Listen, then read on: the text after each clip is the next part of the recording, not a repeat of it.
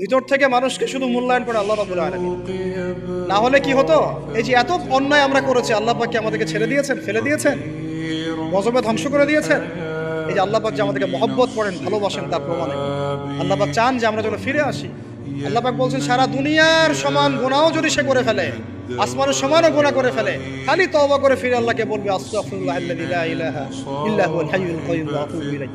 আল্লাহ পাক বলছেন খালেস তওবা করলে গুনাহ তো মাফ করে দিবই, আগের গুনাহগুলোকে নেকি দিয়ে পরিবর্তন করে দেব। তা ভালোবাসা না? আল্লাহ পাক সৃষ্টি করেছেন আমাদেরকে ভালোবেসে।